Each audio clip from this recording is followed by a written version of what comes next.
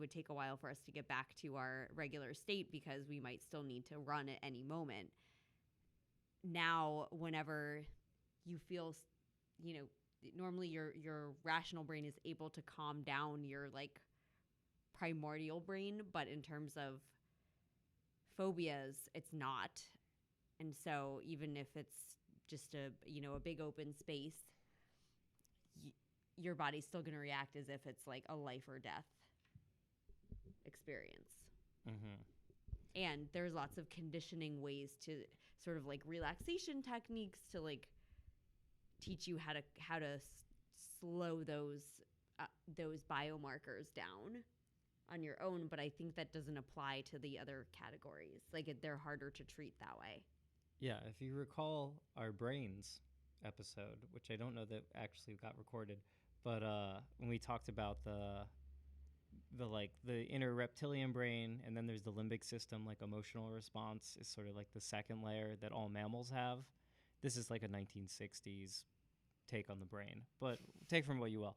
The general theory is like that phobias reside in, or they're very much like reacting to, it's in the limbic system. So it's below your like higher level thought that like humans have really developed in your neocortex, and it's the level below that. It's like your emotional gut responses to stuff. The neocortex, it's where Neo from the Matrix is like, whoa.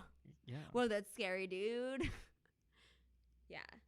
So I talked about the relaxation techniques to help people cope. There's also something called flooding, which is just like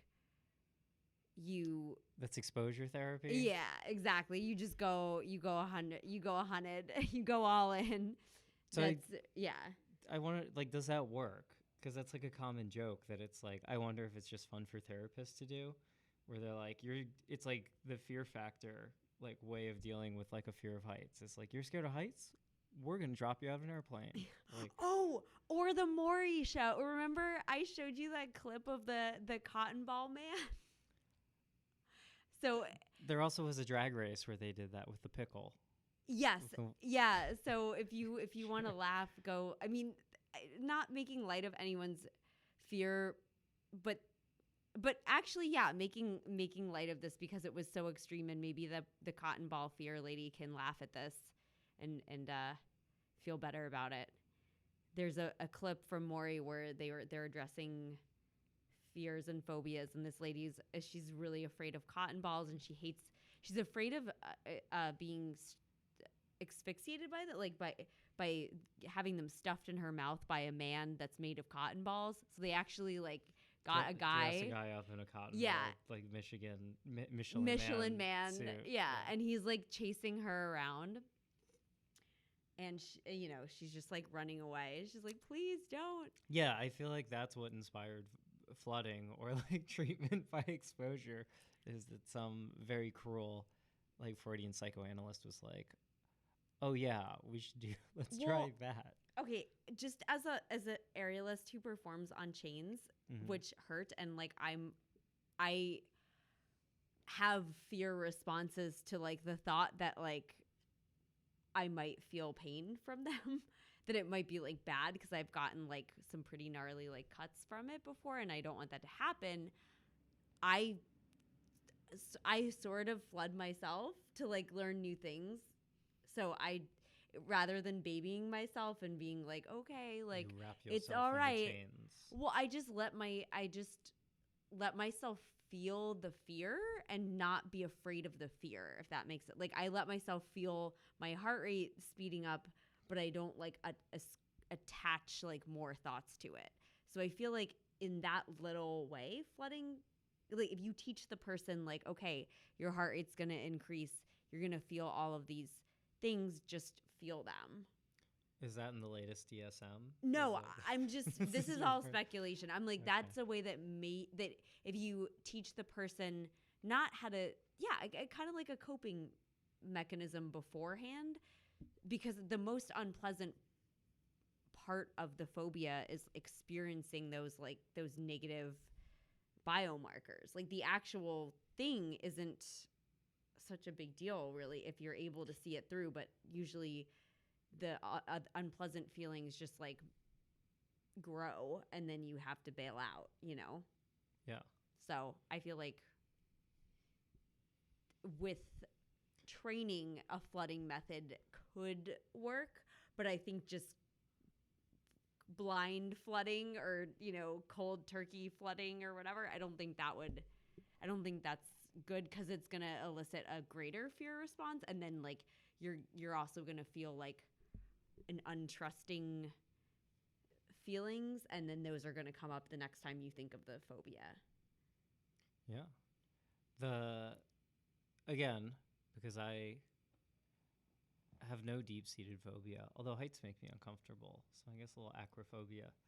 But according again to the authoritative Wikipedia, it is that most phobias start to emerge between it's all in like children apparently. So they like I think the consensus take right now, and I have no idea how accurate this is or if it's all like kind of Freudian whatever, is that like phobias are often based on some childhood memory that can either be learned from watching something bad happen to like someone else or to an adult, or from your own childhood experience, whatever it was, you were left in a high place or something like that, or you almost fell off a balcony, something, and then you develop a fear of heights. I don't recall anything like that ever happening to me, but who knows? But apparently phobias emerge from ages like 7 to 10. They peak from like 10 to 13. And then it's actually pretty rare that they develop after age 17. Although these monarchs who thought they were made of glass, I don't know if they had that their entire life or if it came about later. But yeah, it seems almost, I think that again goes to why there's the theory that it's like some, deeper rooted emotional state in the brain that like is attached to it because it's stuff that would develop during your childhood. Whereas like once you're an adult, it's, I suppose, less likely you're set in your patterns or whatever. You'll develop an irrational fear. I feel like that it is very Freudian because very psychoanalytic. It's a psychoanalytic way and less of like a medical way. That whole theory I just explained, not based on any real hard evidence, as far as I can tell. That's something like, saying like, oh, your fear is actually about something else other than the fear. But so if you have a traumatic experience as an adult,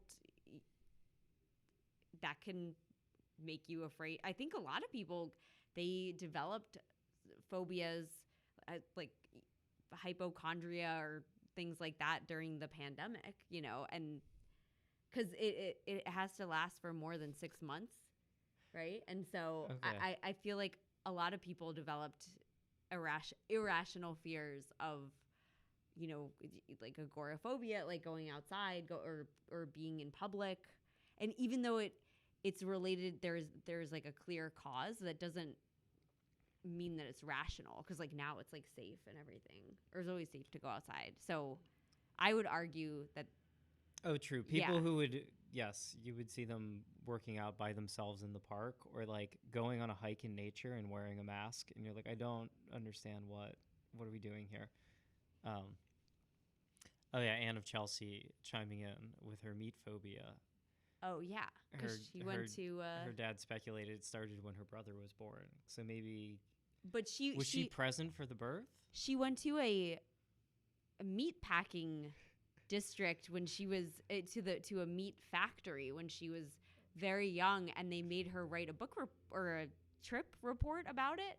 And I looked at it, and there's just like the pictures that she drew, and she was very young. I don't know how young she was, but I think I would assume that it just came from that. She went there and saw carcasses, and like in kindergarten or something. She has a dossier as well. Yeah. Oh yeah, she does a childhood dossier. So yeah, she says right. You're like, it's hard to read the writing, the child's writing, because of the blood splatter on the pages from the slaughterhouse. Yeah, she's and the cows all have like X's in their eyes, but she's okay with eating fish, and I think that's because she didn't see them there. They weren't there.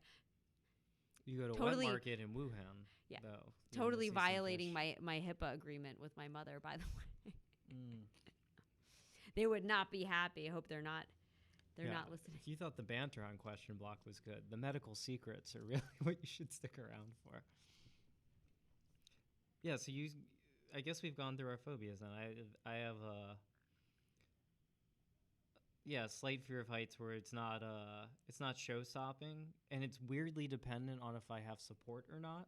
So I'm like fine on ladders if the ladder is, because I feel whatever reason, I think it's if I envision myself falling, it gets scary.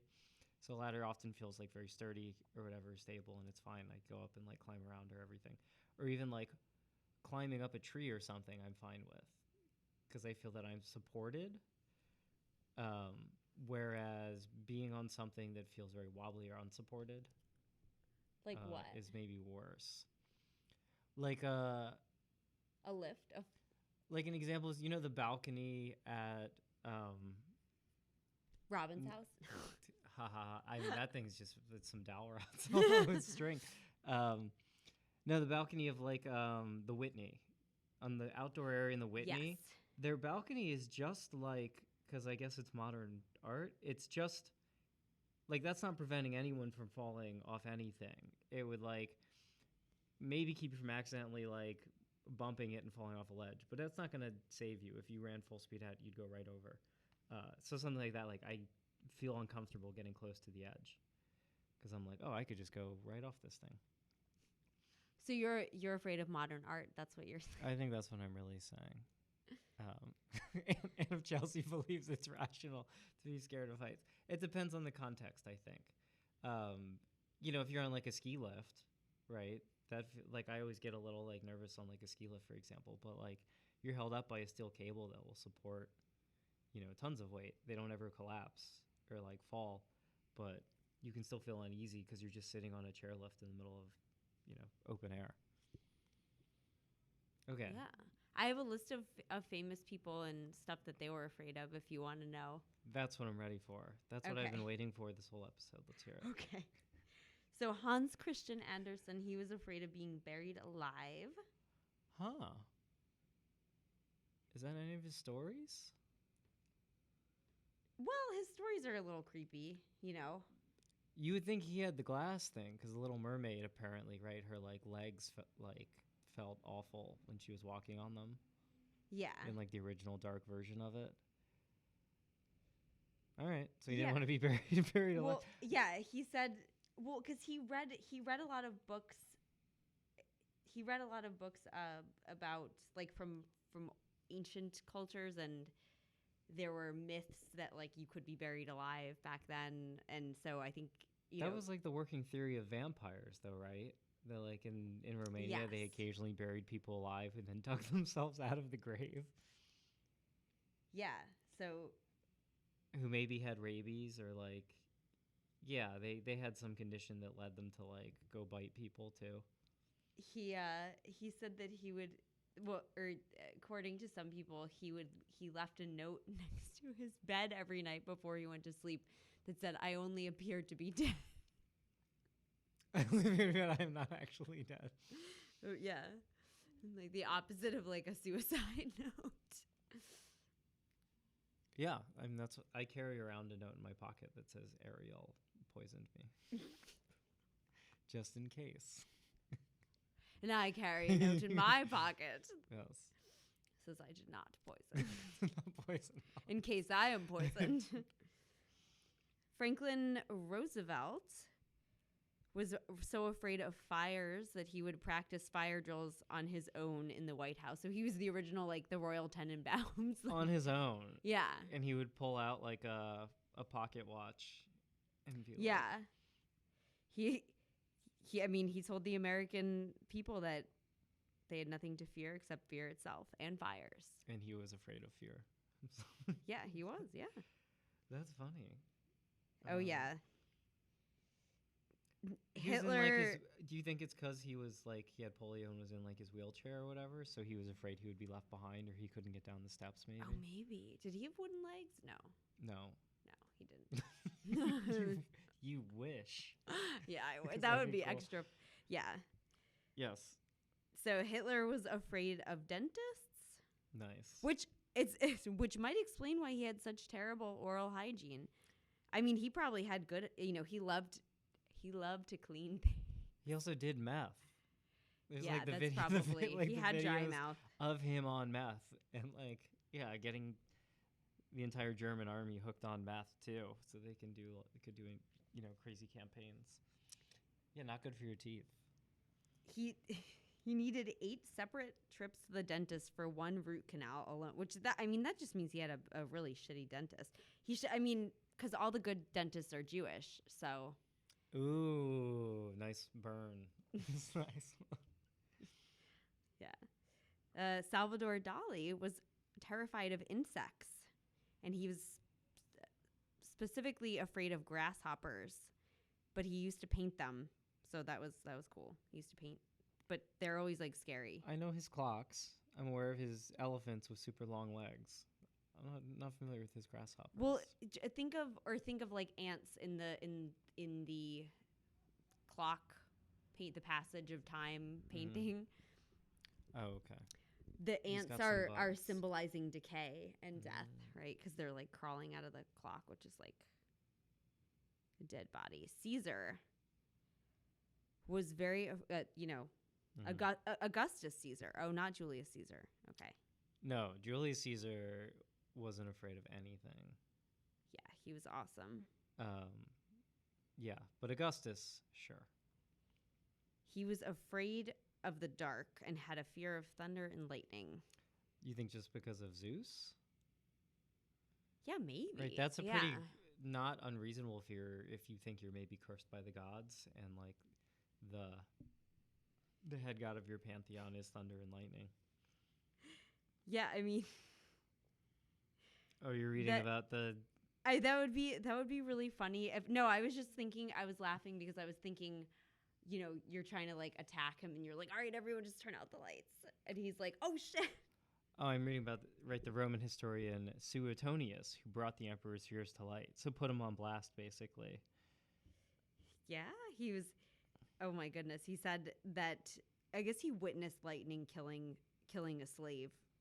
So that was a few meters ahead of him. So yeah, after that he was like, "Oh, that was meant for me." Yeah.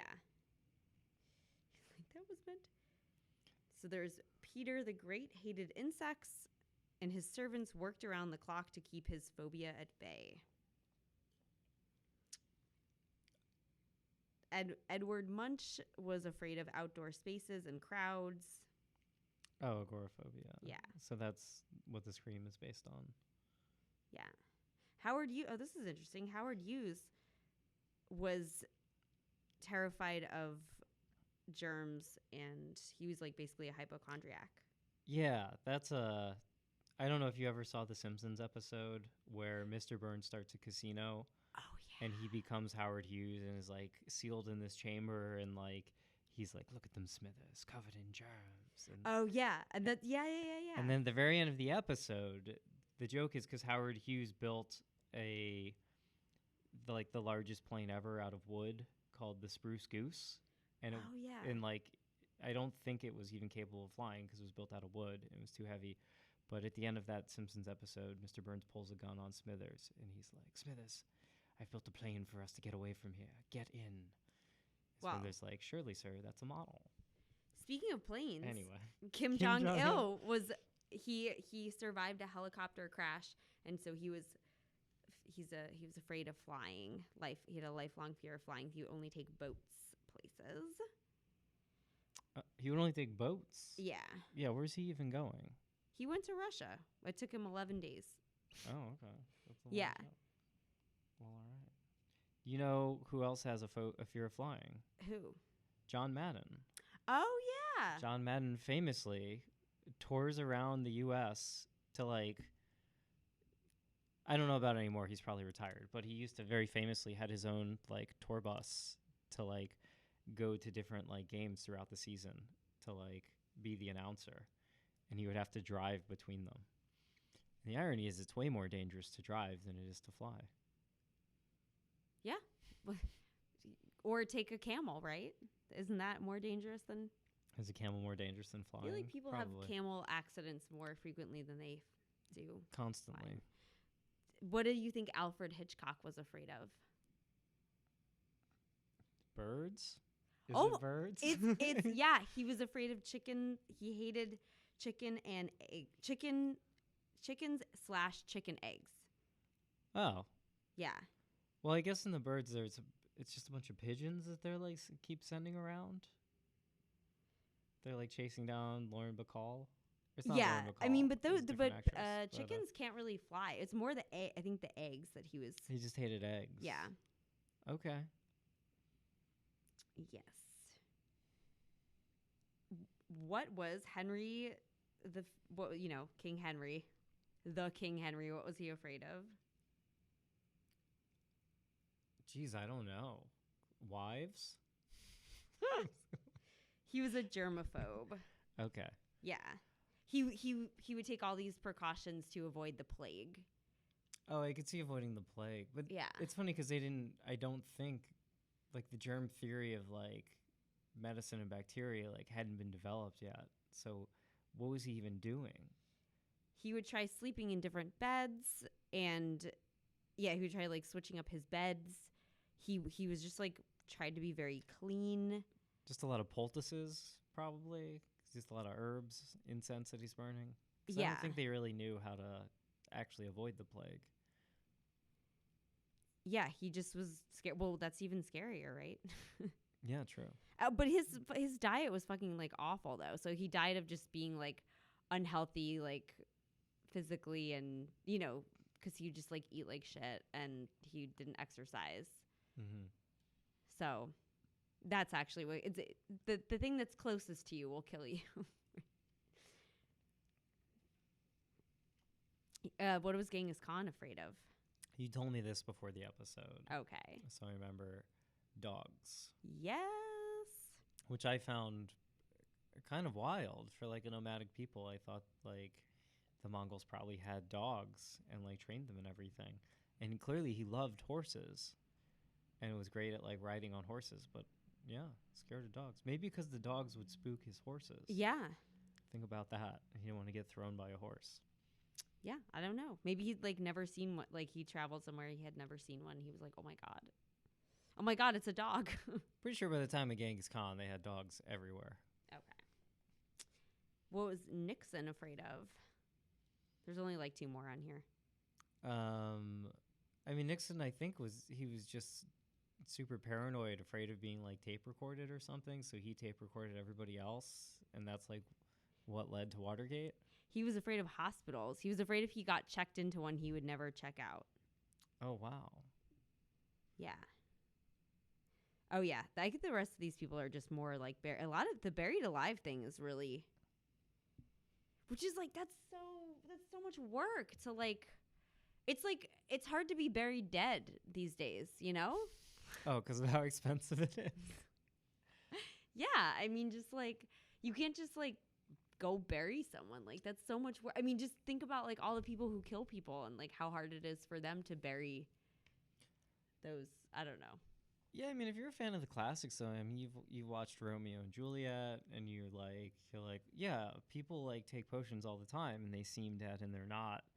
And if your doctors aren't that good, and anytime people take someone potions all the time. Yeah, if somebody, like, goes into a coma, the doctor's like, probably dead. I don't really know how this works. What is a pulse or breathing? Yeah, so maybe it happened all because it is so horrific to imagine, I guess, that maybe people really were legitimately scared of it. It's the original cotton ball phobia. You're like, I'm afraid dirt's going to be stuffed in my mouth. Yeah. Yeah. Speaking of dirt, maybe we should talk about the fetish of eating dirt. Oh, yeah, pica. Yeah. That's actually. Are we ready to? Yeah. That's not really a fetish. Yeah, it's not sexual, I guess. Well, no, okay, so we need to get some definitions down. Are we ready? We need to clear. We're halfway through. We're gonna switch now from phobias to fetishes. Yeah. Have we covered everything in phobias? No, but all the good stuff. So there you go. All the interesting stuff. That's why you guys listen to this podcast, because we don't cover everything in detail. We pick the best parts. Yeah. We like and is making a point about people who are dared to be buried alive, and so yeah, classic fear factor. Or if you remember from Houdini, wasn't he? Didn't he? Houdini got buried a lot, or just thrown into water. He got buried a lot. He would get like put into some container, right, like a box or whatever, and handcuffed, and then they'd throw it in the river.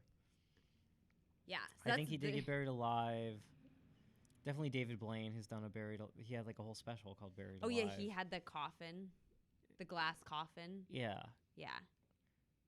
Yeah, he's just very good at meditation, I think. It's his secret to a lot of that stuff. And a good editor. And a very good editing team. They also edit out the part where he's like, I don't want to do it. I don't think I can do it. I don't want to. Okay, I'll do it. Okay. And the part in the middle where he like gets McDonald's delivered like via seamless to the coffin and eats it. Yeah. That's a secret. Photoshop out that fry. And then yeah, I'm just thinking of other Buried Alive stunts. That's fine. But I think we're pretty good. We don't need to trigger people. We don't need to trigger the Hans Christian Andersens out there. We didn't talk about arachnophobia though. Oh, spider. Well, there's spider phobia, and then there's also considering the dot. What's the hole? What's the holes? One. I'm more the dots that Lily's friend was afraid of. Yes. The circles. So the phobia that was triggered by a bunch of people when the iPhone like 10 came out and it had the iPhone 11, the 3 cameras. Yeah. But seeing a collection of holes together, and the theory behind that phobia is that it reminds you of a spider when you see it. And yeah, our friend Lily, she had a coworker who had this fear. So seeing any regular pattern of holes would freak her out. So no mesh. She wasn't a meshy bish. No. Yeah. So I think if she looked at like what That's you're wearing here, she would yeah. be creeped out by that. Yeah. Yeah. All right, I'll look up the name of that because I feel it's important that we get that on the record. Yeah, the holes. In the meantime, the clusters. I don't like the word cluster. It's not. I'm like, ugh. You got a clusterphobia. A cluster. In the meantime, why don't you introduce our guests to fetishes? Okay. Well, so we should talk about these terms real quick so the kinky people don't get upset because they get really upset. They get really upset and they make really long videos about Trypophobia. It's called, by the way, and so can include like even a beehive, the regular pattern of like, a poppy, or a poppy, close-up images of seeds or pores. Oh, yeah. the Dr. Pimple Fear of Popper. holes, trypophobia. Trypophobia. You get tripped up. You're afraid you're gonna trip in one of those holes. That would suck for the kids in that book, Holes. Yeah. He's like, I gotta dig holes far away from the other holes. Yeah. Yeah. So, okay. So paraphilia is a more of a disorder, right? The DSM-5 is like these are behaviors that like a person cannot experience sexual completion without, like behaviors or things. Fetishes are they are a paraphilia. They're a subsection of like paraphilia, right? Yeah. Because they relate to objects. A fetish is describing, and so the term fetish comes from like anthropology in like 17th, 18th century, primarily from like when anthropologists in the West started studying African cultures. And in African cultures, it's like a common through a bunch of like different religions to have like little statues or like not a voodoo doll, but like the kind of stuff you see in the Met, right? Like a little statue or carving and ascribing actual magical powers or abilities to like the totem itself, to the representation. They legit have they have magical chairs, that are like their own spirit. Yeah, and so stools. The Western term for that, for ascribing some magical powers or just some special like state of being to an object, is fetishism. Yeah.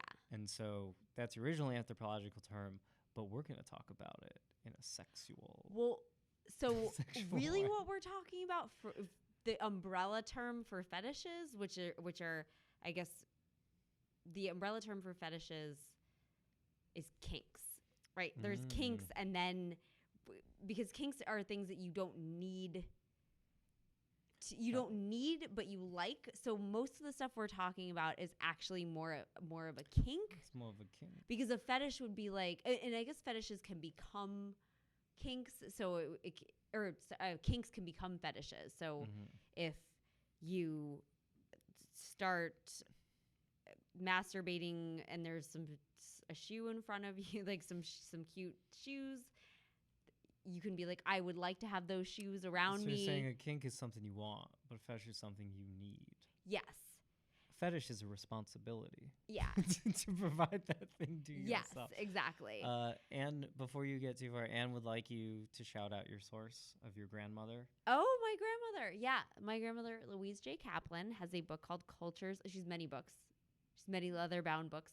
But there's one called Cultures of Fetishism where she talks about fetishizing Cultures of fetishism. throughout, like, across the cultural spectrum. So she talks about she also collected shoes. She collected little shoes. She had the lotus slipper, like a Chinese foot binding shoe. She had Barbie shoes. She sort of collected them. And she has a whole chapter on like in shoes and shoe fetishizing and like foot fetishizing. Yeah. So knowing that that baseline definition of fetish of that like ascribing magical powers or like potency to some object, then when you hear the term foot fetish, what it really is saying is that taking what is generally considered a non-sexual body part like a foot and making it sexual, ascribing sexual power to it or like influence to it. That's yeah, pretty much what we're going for. Yeah. That's like why the term is used. Yes. And so some of the time when we talk, especially when we talk about people who had these kinks or fetishes, we might use those terms interchangeably, but like for all the people in the community, in like the kink community, we're not trying to offend you by like saying, we're not trying to fetishize you. Okay. Yeah, because they get mad. They get really mad. It's usually the submissive. I feel like there's a lot of like brats and like puppy girls and like baby girls or whatever, and they're like, let me explain terminology, and it's like an hour-long video. So you're speaking from experience. Probably this overlaps with the ASMR community to some extent. Yeah. But yeah, this next half hour or so, this second half of the podcast, we'll talk about our research, but it will also be semi autobiographical for you. Yes. Because you have worked in and among the fetish community. Yeah, I did. And long story short, I was faking it, but I was a great actor, so I gave the people what they needed. Nice. But we'll get to that at the end. Anne does want to make clear, yeah, not all fetishes are sexual. Most are not, and that is true. Yeah. We're just talking about the sexual ones because that's what the people want to hear about. Yeah, exactly. Those are the only interesting No, ones. to me, for me personally, okay. That is all that I want to know. Okay. So the foot fetish, I'll just sort of like these interesting like points throughout history. We'll just like give you a little primer. Is that cool? Yeah, is let's that hear okay? a history of. It's just like minor. It's a minor history. Mm-hmm. So in 1220 AD, there, as far back as 1220 AD, there's writing about how sexy feet were, and the thought is that there were a lot of venereal diseases at that time, and so this is another thing, like what came first, the historical context or the psychological phenomenon. I thought it would go back even earlier, but all right. I mean, this is the first, like, someone was like, feet are hot, you know? Okay. I mean, because yes, like we can go tell back from their artifacts that they believed feet yes, were hot. in like Mesopotamia. I mean, it all starts in Mesopotamia. If we really want to like. Oh, we're going to. If we 6,000 years ago or whatever, with the dawn of recorded civilization, someone was writing down feet are pretty hot. Yeah, Mesopotamia is where everything starts, and there was kinky stuff back then. So with the thought is that ancient foot fetishization came from like vaginas and like penises aren't so sexy because they're like getting everyone sick, so let's stick to a part of the body that like can't really get you sick, and that makes it like then people start to fetishize it because they're like, you know what? Why don't you just give me a foot job? And then they're like, now I need a foot job. Yeah, I mean, I suppose, but at the same time, it's not like people had like insoles or pedicures back then. So I bet most people had pretty like calloused, gross feet. Yeah, but also. imagine how gross, like Imagine how a gross. diseased vagina looked, especially Okay, like fine. the pet under all the petticoats with everything in the petticoats. Come on. Yeah, probably everybody had lice in their pubic hair. It's a which rough is time. why shaving the pubic hair, like that first made a Same thing. You're Yeah. like around the time people started wearing wigs, so like we better get rid of the pubic hair as well. And a lot of times prostitutes would do it because like they were the ones who had most of the lice, so they would do it. Mm-hmm. So that was like the original porn star, I guess. And so like, yeah, it's a tradition that like it's the same thing. Like people who are having like the most sex, it like trickles down, the like sexual fetishization trickles down from like the extreme to like the mainstream. So necrophilia is also a very old. Oh, I said necrophilia on Instagram. Is like whoop. Poor connection. It was Yikes. like, what'd you say? That's an old one? It's a very old one because there's lots of writings about in Egypt they would leave the body with like the husband or wife like for a couple days. And yeah, but I thought it was just a metaphor, and they're like going to the spirit world is the idea. No, they would leave them. They're like, no, some people took it literally. Yeah, that the corpse got up and walked around at night. Greeks and the Egyptians, they would leave the deceased person for 3 days before handing them over to the embalmers to discourage intercourse with the bodies. From the embalmers? Yes. Oh, so they were like, we're going to wait 3 days for this like body to get a little gross. Yeah. The embalmers won't try to. All right. I mean, I guess if you thought that the pharaoh was literally God incarnate, right? Then like maybe you try a little something. You're an embalmer. So the Herodotus wrote that the Greek tyrant Peridanters, quote unquote, baked his bread in a cold oven when referring to his deceased wife. Oh. That's a yikes. That's a no for me. This is a pretty clever turn of phrase. Nice job, The Herodotus. original rapper. They had like pretty sick metaphors 2,000 years ago. Not bad. Yeah. Or that's like, he's like, the library is open. It's open. The Library of Alexandria is open. Von baketh his bread. Yeah. In a cold oven. Yes. Yeah, gross. Oh, autoerotic asphyxiation, which is very dangerous, I should say. It's one of the most dangerous ones. People haven't mastered it yet to this day. Mm-hmm. It's because like when people were hanged, they would have boners, and so like doctors would sometimes, they saw that, and because the doctors were present, they were probably the ones who were doing the hanging, so they were like, we do everything. Well, and just declare death. They got to sign the death certificate, whatever. Yeah. Okay. So they were like, ooh, interesting. Maybe my patients who come to me wanting a blue chew, maybe I can just choke them out a little bit. And it worked some of the time. Yeah, some of the time it did, but also those people died. They're like, it worked, but they're dead. Well, you needed a trained medical professional to be doing it. But they're like, I know That's an the embalmer problem. who would, they just call their friend. I guess so. They're like, get over here. I got a cold oven for you. Yeah, I wonder if some of these things, how people discover them. Well, that's how. I mean, that's the thought behind it.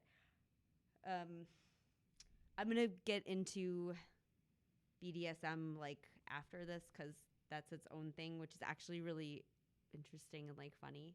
Okay. But rubber and latex. I do want everybody who is listening needs to stick around to hear My your personal anecdotes. I will. Are really going to be the highlight of the episode. Okay. So rubber and latex started with Macintosh, the Macintosh Society. It started with the Macintosh raincoat, and then people, they eroticized this material, and then also during the war there was medical latex gloves and stuff to keep you dry in wartime started being purchased like after the war, and for sexual purposes, or just for because readily it felt available good. rubber. It's just like, yeah. Well, a lot, and here's the thing: that is something where latex specifically has a specific smell. It has a very specific texture to it, and also like sound, and it gives you the feeling of being held. Like when you're in a latex catsuit, you feel very, very held. So that is something that might just be enjoyable in general, and then some people experience it and they're like, I've definitely had this all along, but like now I can, it is something that's already pleasurable, and this is just like taking it to the next level. Is like these specific outfits and things like that. I thought a lot of like I know we're doing just latex right now, not BDSM, but I thought a lot of the appeal was like, it's now associated with sort of toughness and like sexual dominance or whatever. But like, I thought a lot of the appeal was not wearing it, but like seeing people wear it. So you're talking about leather, which is different. I'm talking about latex, which is not leather, which as a scientist, you know. So not patent leather. You're talking about specifically latex, like latex and like rubbery things. You've worn like a rubbery latex catsuit? Yeah. So they make like specific catsuits and like thing that is like little primer. Like I was a submissive for all these like fetish videos, and that latex is a lot of times it's more of a sub thing, or it's a thing that people both sub and dom wear together, and like the feeling of the latexes together, but being like wrapped in latex or like almost restrained in it, because you get sweaty and it is restraining, but also you're being like held in it. Yeah, I wore latex gloves when I worked in a chemistry lab. So that's more like... Yeah. And so now nitrile is really more in vogue than latex. Well, because people durable. Aren't, and they're not allergic to it. Oh, yeah. Which, that would suck. Oh, my God. Having a latex fetish and being allergic to it. Oh, yeah. Right? It'd be tough. That's so sad. So sad. Okay, so BDSM. Do you know what BDSM stands for? Bondage, dominant, sadomasochism. Yeah, and so I'm gonna talk about the sadomasochism part because you look like you want to say something. No, I'm just thinking of did it originate with the Marquis de Sade? Yes, so Marquis de Sade is where sado comes from, right? And have you ever read his book? I have not read his works. So no. His book is very violent. It's wild, but it's almost like campy it's crazy. So it's called I was going to say 21 Years of Solitude. No, it's oh God. Can you look up the name of his book? I totally forgot the name of it. It's like the dinner party. No, it's kind of like a dinner party. But anyway, he was just like a very kinky guy who got beaten a lot when he went to some school, and then he also. It's so funny. He's beat and like his subtitle is French philosopher, and you're like, I don't think that's what he's known for, but. Well, he's a controversial guy. Libertine sexuality. Yeah. No, what was the name of his book? 120 Days of Sodom. 120 Days of Sodom. I was like, what? I know it's a number. So he did like all he like 90 days of summer. He raped like a ton of people, and this one it's always stated like this one person. It was like on Easter too, which is like it's like he raped someone bad on Easter, especially bad. Then he went to all these different prisons and kept, like one prison burned down. And he got moved to another prison, whatever. But he wrote this book when he was in prison, but he didn't really get to finish it. And it's about these 14 libertines who lock themselves away in a castle, which is very similar to his own castle, by the way. And they lock themselves away with a harem of children. And every month is supposed to be a different like degree of sexual insanity, basically. But he only finished 4 months. So November is, I just think it's funny, like November is the month of simple passions. So basically there's this month, there's like no penetration. There's a lot of fluids. It's kind of like. Oh, simple passions. Yes. Simple. Yeah. Okay. Right. December is the month of complex passions. Okay. Which they're not really that complex. There's a lot of underage stuff that happens. January is the month of criminal passions. There's lots of like really painful, ouchy stuff and violence, yeah, and like a lot of incest. And it's crazy because like it's like they have this original amount of people that they bring, but somehow within these months, like within like 4 months, there's like new generations of the people, and it's like, what the hell? I mean, it's like a fantasy, so yeah, whatever. That's and I was gonna say, reading his quick bio, he didn't do any of this stuff. No, he did a little bit of it. He did like December maybe. He beat up a housemaid. I said on Easter. On Easter, and had an orgy with some prostitutes. Well, he gave them Spanish fly, and then they got sick. But okay, wait, February? The acts depicted. February. What is February? The month of murderous passions. And there's like super, super owie stuff and gross killings, and it's like X-rated Saw, basically. Yeah. So his son tried to burn all of his manuscripts, but then I mean, nice. Yeah, he was like, I don't want this guy associated with me. Yeah. Even Yvonne Bach published his book, and then Alfred Binet came, like he's kind of the first person who used sadism as like a term, right? And then Hirschfeld also used sadism as a term, which is sadism is like a sexual pleasure at causing pain to others, right? Yes. Yeah. Sexual cruelty. Okay. And so, do you know where masochism comes from?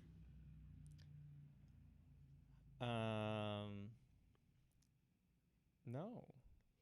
So it comes from the Velvet Underground's famous song "Venus and Furs."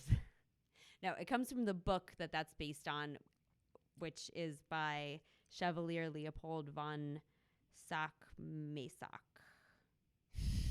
Wait, say that name again. Chevalier Leopold. Chevalier, I guess. Chevalier Leopold von Sack-Masoch. Okay. Yeah. So I've read like parts of that book, and it's this guy, he falls in love with a statue of Venus, and then he sees a lady who looks a lot like the statue, and he's like, please beat the shit out of me. And she's like, no. And he's like, please. And you as the reader are like, can you please make this guy like you really want her to beat the shit out of him, because he's so annoying. He's so whiny. Yeah. And then eventually she does, and they come up with a contract that's basically that he has to do whatever she says, and that she can beat him, but her end of the bargain is that she has to wear furs as much as possible when beating him, because he really likes that. And in his real life, he actually met a woman who was like, ooh, I want to be like your Venus and furs. And he was like, great. And it actually turned out to be kind of a nightmare for her, because she was like, I have to like cook and raise my kids. And then at the end of the day, the book actually was that successful. And then she was like, and then he had a fan who wanted to like act out the book. Who became his wife. And then she was like, God damn it, I'm so busy. I don't want to have to like choke my husband out every night. Like, yeah. So, yeah. And he really did not want masochism to like be named after him, but Richard von Croft Ebbing coined the term masochism. And yeah, Masoch was like, please, no. I don't want people to know what a whiny bitch I am. But actually, a lot of like cucks come from this Venus and Furs book. So because Masoch's name in the book, his slave name is Kafka, or not Kafka, for the guy in Metamorphosis. It's not, by Kafka, sorry. Oh, the guy who becomes the... Gregor. His name is Gregor. His slave name is Gregor. That's yeah. Right. So this book has actually influenced a lot of things. Oh. So, yeah. And then Freud, he really he was like, oh yeah, sadomasochism, I'm going to use these two together because the two words. Yeah, sure. Yeah. Just he was like, I like that. Because Freud is a marketing genius. Yes. He really was, though. More than anything else. Yeah. Good at marketing. I mean... I don't think a great, scientist necessarily or even psychoanalyst, but great at... He just doubled down. He doubled down a lot. Because a lot of people before him, they were throwing these words around and they were having speculations and stuff like that. And he was like... Yes, but those people would be like, this is just a speculation. It's just my theory about what might be going on. Freud was like, no, this is what's happening. Yeah, and it's because of your father. Yeah. Okay. We've got all our terminology. Yes. Real quick, do you want to talk just really Let's quick hear about... some funny stories. I will. Can we just talk about really quick Freud, what his, really quick. He thought that you would get a foot fetish or, because you were a kid and you would see, you'd be, at the height of feet when you were, figuring your sexuality out. Oh, yeah. This harkens back to what I said about apparently this is currently still the accepted, idea of what causes phobias, is that it's some childhood trauma associated with a thing. And that it's weird that the Freudians still just, have the floor as far as, how we all interpret phobias or fetishes. Yeah, I mean, because it's so romantic. It's so romantic and mystical, It's a lot more exciting than, They got a good story. Yeah, it's a lot more exciting than being I don't know, that's just what you're into. Yeah. It's way more, cool to be well, when you were a child, you... And his thing is, all trauma is, or all things come from this uneasiness that when men find out that women don't have penises, they freak out and they become afraid of, losing their own penis. And then women find out that men do have penises, and so and the envy. It's the furious envy. These feelings. They would need to have something to do with these feelings of unrest, and so that's how traumas and fetishes happen. They come apart. They come into your being. It is, yeah. There's the whole you have to kill your father. So it's the Oedipal complex. All the Freud. He projected a lot, I feel. We're still dealing with the consequences. Yeah, what about his father and mother? I don't know. I don't know how they dealt with him. Our unruly son, he's blaming us for everything. Okay, so you want to hear the stories? You want to hear the good stories? Yeah, let's hear. What's your favorites? What are your favorite stories? Your top three. The pie one's really great. Okay. All right, so the pie one. So I was friends with this dom who had her own dungeon, and she was very successful, and she would get these clients a lot of the time that wanted a more submissive experience, and she's like, I can't do that, so she would I cannot provide that for you. Yeah, I have to take you into my dungeon and whip you. And sorry, by the way, if you're professional sub or dom, these your work doesn't involve any sexual release. Your client can go home and take care of themselves thinking about the experience, but it's just giving the experience to someone. It's not about a release. It's about, I guess having the experience is a release. So that's a little preface. Yeah. If you want top quality Grammy Award winning actresses, they're not going to do nude scenes for you. Exactly. You have to settle if you're going to, as a director. So yeah, that's the choice you're making. So I was I could be a submissive because I'm lazy, and I feel being acting like a dom at the time. I was like, I don't care. Like, You I gotta don't, put- I you was put like, a lot of energy into yeah, it. I feel like being submissive was like a lot more, you know, you're just like, oh, okay, sure. Ow. You know? You've made this point too, though, that if you are a dom dealing with a submissive person, the submissive person is actually like They're in charge. super needy and like all up in your shit, and you have to constantly expend energy to be like whipping them Yes. or yelling at them or thinking up mean things to say to them. Or because there was one time when I was like, oh, I would like a sugar daddy.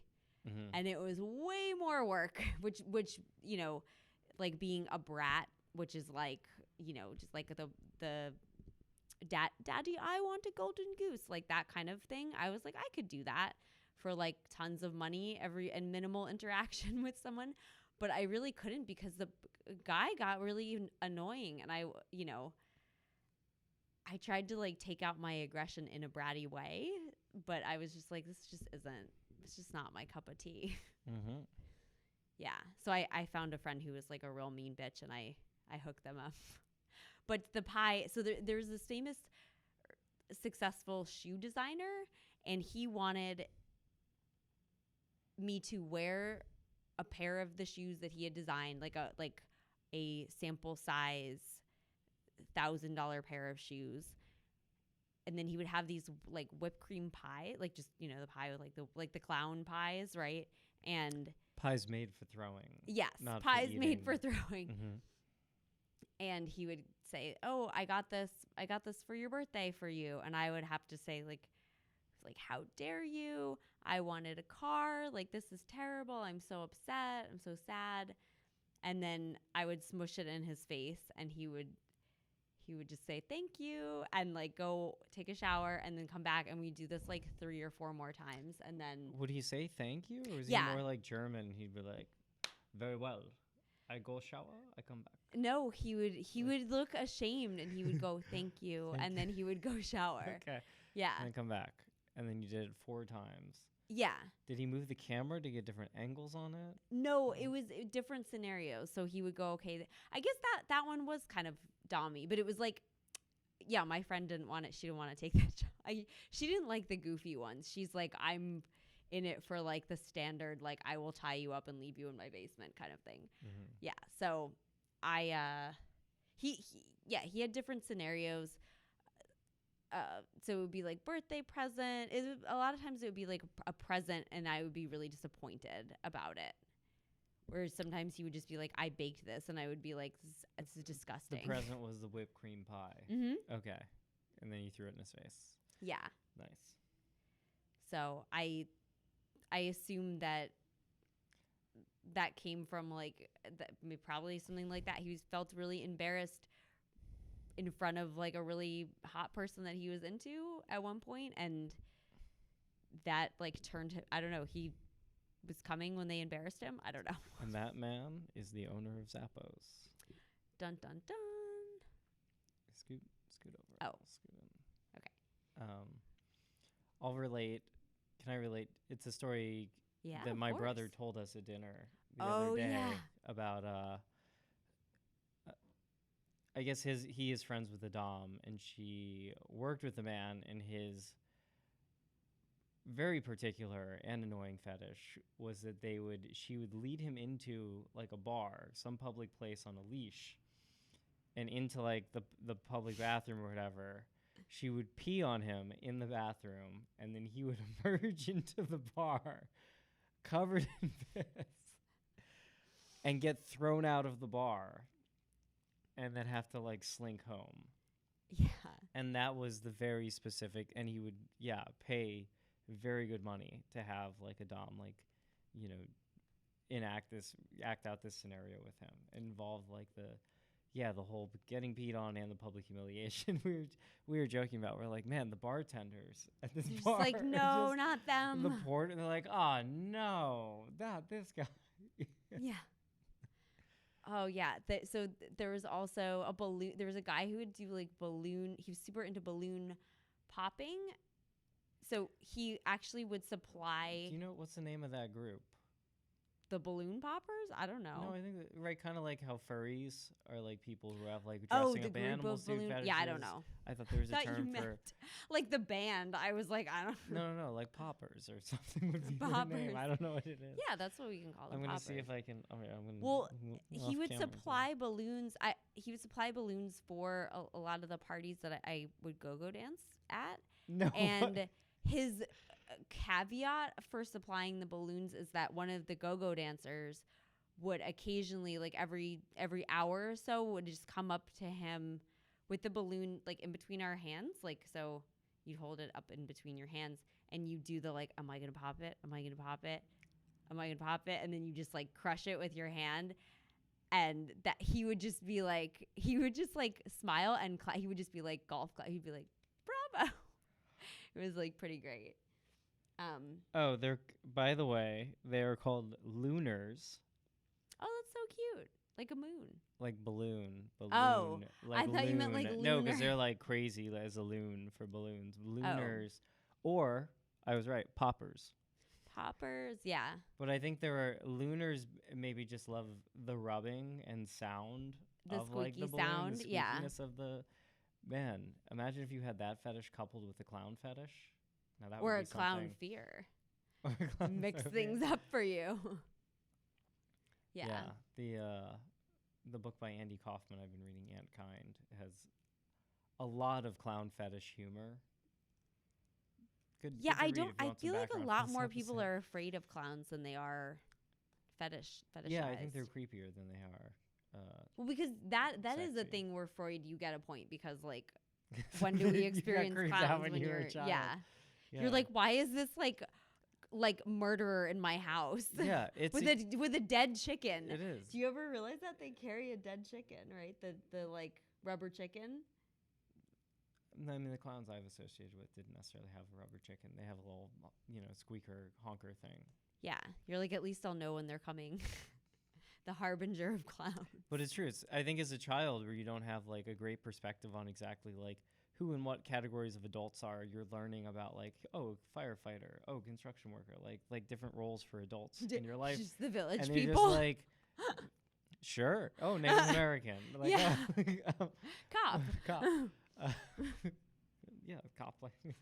But I think it is then like suddenly at your birthday party, there's just like insane Clown posse. large adults, just like looks insane, wearing crazy makeup, acting like a crazy person.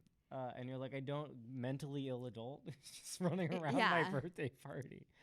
And it's traumatizing in either a fetish or phobia manner, I suppose. Yeah. I'm trying to think. Let's see. You got any? Give us like one or two other top stories. Top stories. Top recollections. Well, I'll tell one like creepier one, and then like a funny one, right? So I did also do a lot of, because I was like, people came to know me as like just like really great to work with, and like because I studied what the people wanted too. Like I was like, what is appealing about this? Like because I wanted to be like to really get it, like to really satisfy whatever they wanted, because it was like, if you're gonna have a fantasy like played out, you want it to be like the best possible. So I'd like really try and get the nuances. And so I also got into like filming all these videos for like clips for sale and things like that. So I did tons of like like close-ups of me eating food, just regular food. Like people would buy like a clip of that. It would be like in TikTok like shorts or whatever today, but like people pay tons of money for that. And then like stepping on grapes was like another thing. And then someone reached out to me and she was like, I'm a female-owned like business, and I made this like shocking machine, and I want to do like a electro torture video or whatever. And I was like, yeah, like I'm down. Because I was like, we're going to be acting because it's a video. And come to realize, like, this lady, what? Yeah, I wouldn't have signed up for that. I'd be like, are you going to shock me? Because a lot of the things, all of the things, they were like, you're acting. And they were, everyone was like super happy that like I was such a good actor. Mm-hmm. So I was like, yeah, you're not going to turn it on or whatever. Then I realized I'm like, oh, this crazy chick like made a shocking machine and it like really shocks you. And I was like, oh my God, like this, and she's like, oh, this is great. And I was like, dude, like, can we not? Can you? And then she got like a little like sad that I wasn't for real. And she did like turn it off, and I was like, look, I'm going to act like it's going to be just like the real thing. And she was a little sad about it because like she made it. And I think she was really into it.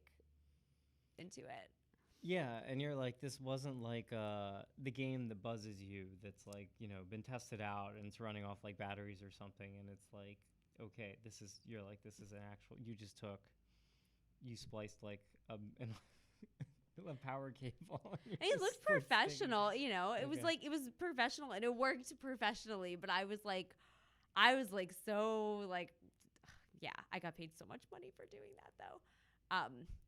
And it was like a cute, fun video in the end because she turned it off. But like, yeah, I was just like, oh no, we are not for real. Can I give you a quote real quick from the lunar? Yeah, the ballooner community. Ballooner community, because I like this one. This is a good one. It's the topic of popping balloons is highly controversial in the community. Oh yeah, because some people it's probably very alarming to them. The poppers find it really great and can even climax from it. Some don't even need to be actively involved. Just watching it. Yeah. Or just the thought of the balloon popping is enough for them. Yeah, that was like this for guy. For poppers, and I love that there are acronyms for this. The B2P, which is the blow to pop. And S2P, yeah. Like if you keep blowing a balloon up until it pops. Yeah. Or S2P, which is sit to pop. Because you sit on it. I mean, that's a little less creative. The B2P and S2P balloons are especially popular. They sell balloons that are made to pop in certain situations, I guess. Oh, wow. And then, well, I mean, all balloons are made to pop in certain situations. The person writing those, for me, popping a balloon is like a vibrator running out of batteries right while I'm in the middle of using it. Not cool. Oh, not cool. This person is a non-popper who wrote this article. They're a non-popper. They're a bopper. A nopper. A nopper. I'm a nopper. Yeah. So then, so just like a cute story, like a cute thing to like to aftercare for the scary, shocking story. I don't know.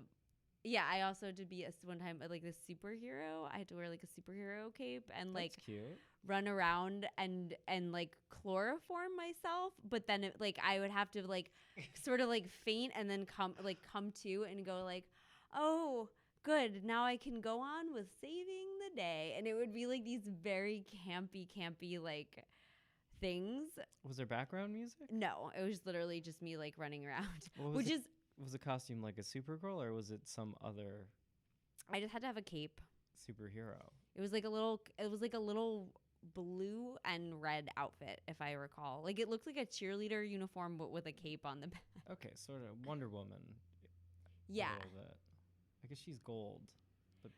But I really think like no one would do it because it was so ridiculous, and think people were like, because like my friend was like, no one will take this guy because like they're afraid he's like a psycho, like they're afraid he's crazy because like he really wants this specific thing, and they're afraid it's like that's not what he wants. And I was like, if he's being specific about it, that is exactly what he wants, and I will give it to him. So, yeah, that one person employed me for many a month. Do you feel like the industry has probably shifted now to people? Because like you can just do something like this on OnlyFans. Yes. Or you could just do a Zoom session and get probably the same satisfaction. Yeah. So I was right at the beginning of like cam girling. Like that was like on the horizon. And then I just like got into like other things. Like cam grilling, you had to set up a reel-to-reel machine and then ship the tapes off to a cam grilling. It's processing factory in California. Regular. Have you heard of regular grilling, but with a camera? It's quite intriguing. Mm-hmm. Yeah, I had a roommate who was like a career cam girl, and I would just walk into her room and her phone would be like literally on her stomach, and her boobs would be out, and she'd just be like lazily like holding one, just being like, hey. And then she'd be like, come say hi. And she's like, I'm making $50 a minute doing this. She'd be like, come say hi. And I'd be like, you're at work right now. And she's like, oh, he doesn't care. He's a piece of shit. Come say hi. And I'd be like, hello? And it'd just be like some sheepish like guy. Like, just like. Okay, you just hear the sound of some, potato chip bags. Like rustling, yeah. But she would be in her room for like 3 days, like these epic cam sessions. Oh, wow. Yeah. So that was cute. It was a cute time. But yeah, I think and I think the extreme stuff is way more extreme because like the shock machine is people are probably like, oh, the shock machine, that's nothing. Oh yeah, now that's like entry level stuff probably. Yeah. Yeah. And I would say there's a lot of communities like if you want to like try stuff or whatever, like I would say, okay, here's my advice. Oh, there's FetLife now. Which is like the OkCupid of people with fetishes, right? Yes, there is FetLife. But I would say my advice to anyone, if you want to get into something and you're not sure if it's your thing, why don't you fantasize about it while you're in a sexual situation first, and then you'll know. And then you can go like explore. If you think you're a lunar. But you're not sure. Just like think about the balloon, but like think about it, like fantasize about it first, because a lot of times people are like, oh, I'm afraid to like go out and experiment. And it's like, you don't have to do that. You can experiment in your mind first. Oh, all right. That's a really good point. It's true. Yeah. Yeah. But there are lots of like communities. There's also lots of parties where you can like, I used to go dance at a ton of like fetish parties which is where I tried the latex. There was like a latex like station, and they would like you could like try the latex on and stuff. But yeah, there's tons of like parties where there's like there's like tryout situations and stuff like that for you. Oh, okay. Yeah. Nice. It's like an expo. Yeah, like like a FetCon. The New York Fet Expo. I actually think there is. There probably is FetCon. One. Yeah, you just go to it and be like in a very brightly lit trade show at the Javits Center or something, and be like, yeah, let me try out this shock machine and see what's going on here. All right. Yeah, and there's like the violet wand, which actually, it's funny, I used it in aesthetic school too. It's like it does the like static electricity, so it like feeds off of your own electrical current, and that's like a FDA approved. It's not what it's using you as a ground. Yeah, that's what it's doing. But whatever. Yeah, it also cleanses your pores after extractions. It might do that. Yeah. Do you want me to at the end tell you some famous people and the fetishes they have? Yeah, let's do it because we did their famous phobias. Yeah. So let's hear some famous fetishes. Oh yeah, so Lutheran. Right, like Luther, like the church, the 99. Martin Luther. Yeah. 99 problems. 99 theses. Yeah, it should have been more like 99 feces because he was really into some bathroom stuff. Coprophilia, is that what it is? Yeah, he was. Well, yeah, he actually, it might have been like. I feel like this is probably propaganda spread by the Catholic Church. This doesn't sound fair. No, him and the other monks. Okay, so like he was super into Martin Luther. His sexualness was like more into butts, of like a butt nature, because like him and the like other priests and stuff would like spank each other and like not wear underwear and like lift each other's robes and like spank. There's documentation of this like by all of them. But then he fetishized, not in a sexual way, but he fetishized like in a applying magical powers to like this is what I feel like a lot of this is probably the Catholic Church wanted to. He wrote about it because he had a lot of like digestive problems. This was in his diary. So he spent a lot of time like in the bathroom. And he was and like, in writing while and he was like, he wrote about this in the bathroom, about the bathroom. Yeah. Rousseau Yeah. Okay, so wasn't Rousseau like the "we are born free, but everywhere we are in chains"? Was that him? That sounds right. I believe French writer, Because he was a masochist. No. Yep. Oh my. Yeah. Yeah, French Revolution, Enlightenment. No, but who is the born free? I believe that's it. Yeah. So very fitting because he was a masochist. I want that to be true. Let me find the quote. Yeah, which means that he was into whatever we're in chains because I love it because it's kinky. hot. Bitch. Yeah. Yeah. So he really liked Yeah, you got it. Yeah. Yeah, the opening sentence of The Social Contract.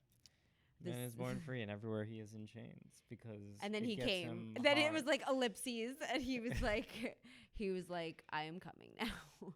That's okay. Yeah. That's too perfect. Nice. And then Ben Franklin. Was he into electricity? Shocking events? He was into shocking people because he was a, I forget what they're called when you are, like, he was like an exhibitionist. Like, this is what he would do every morning. He would get up and he would parade around his window naked, and people would be like, put your dick away. He's like in Philadelphia, right? He's like in Philly. In Philly. On the set of It's Always Sunny. Yeah. You're like, oh, Franklin, put your cock away. And he's like, I'm stretching out my feet because I have the gout. No, he would say that he was taking an air shower, which I don't even. Yeah, and then some college probably just threw a rock in his window and was like, fuck you. Yeah, but he got off on the shock, like how shocked people were. He was like, yes. That's funny. Yeah. He was also like audacious and daring ideas. He was into older women too. He also wrote a lot about like he fetishized older women. He was into it. Oh. Yeah, speaking of the founding fathers, Thomas Jefferson. No. Don't go there. No, we were doing so well. That's all she wrote. No. What? I feel we're on the side of enlightenment here. If you want to talk about Sally Hemings. Okay, so Gandhi on the side of enlightenment. Sure. He surrounded himself, and this is just more of a kink. Gandhi with the virgins, right? And not sleeping with them? Yeah, he surrounded himself with tons of naked babes. He got off on edge play. Yeah, exactly.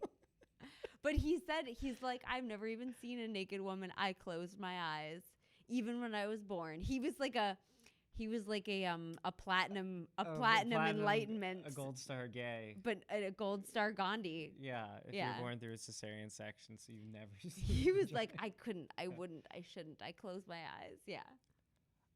So there are other, like, I've read, like, the same thing, and I actually, in high school, had a lacrosse coach who liked to, like, for whatever reason, that was, like, in his quotes or inspirational messages about discipline. What quote? Gandhi, like, sleeping with virgins, but, like, not touching them or whatever, and we were all, like, in high school. And that guy probably wanted to fuck a lot of virgins. I don't know why he probably just thought it was very funny to say to us. The coach, the coach doth protest too much. Coach, you killing me here. But yeah, I heard that too. But I think I looked it up, and someone was like, "Oh yeah, no, Gandhi totally slept with the virgins." It was like he just like lied. He was like, "Don't tell anyone. You're still a virgin." Yeah. We'll get more into Gandhi's history in the Gandhi episode. Yeah. Also upcoming, but yeah, he was originally like worked. I think for the British, like a police officer. Okay. We'll not get too tangential here. What do you? His other kinks? He's like just not buying the virgin story. Is what I'm saying. All right, continue. No, you got any that's others? it. That's it. Gandhi is the last one. Yeah, I was trying to leave it. Franklin was the last one, but I was like, we gotta cover your tracks there. Oh, okay. Well, Jefferson tracks. Famously, pop star Rihanna is supposedly also into whips and chains. Oh, yeah. And if you want to watch me perform on chains and you're not afraid of public spaces and music, you're not afraid of good music, then this Saturday. That is all I'll say. This Saturday, Secret Loft, our venue that we run, if you're listening to our podcast, you probably know that, So currently, you have to show proof of vaccine to come to one of our events. So hopefully you are vaccinated, or And if you're not, get over your fear of needles. I did. you did. You suffer from low blood pressure and occasional fainting with vaccines. Yeah. and you Yeah, got it's through not it. needles. You toughed it out. I've had tons of needles injected in me. It's only or like in me, but it's only when they're injecting like it is like like a scary. Oh, textbook phobia. Yeah. Look at that. Yeah. Yeah, but anyway, all that is to say that we have this Friday comedy show 8 p.m. and this Saturday starting at 9 p.m. Really sick dance party with a bunch of our favorite Brooklyn DJs playing like tech house, some like cool eclectic techno, a lot of dance, just dancey cool stuff. So that should be great, and you will be doing live aerial at it. Yes. And I'll be doing some of the visuals and lighting. Yeah, and please leave us a 5-star review. It really helps. Like that's the only iTunes algorithm that there is like 5-star reviews. So just do that if you want to help us out. iTunes has a real fetish for 5-star reviews. It does. So, yeah, do it. Do the thing. Please. That's all that we want. We don't have a Patreon or anything because we like doing this. Yeah, we don't run ads. Yeah. Yet.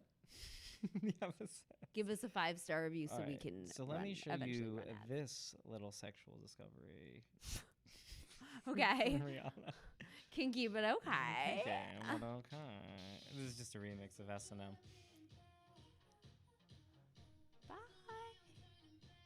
Good night. Oh, we'll be back next week too with another. We are here every Wednesday at 8ish p.m.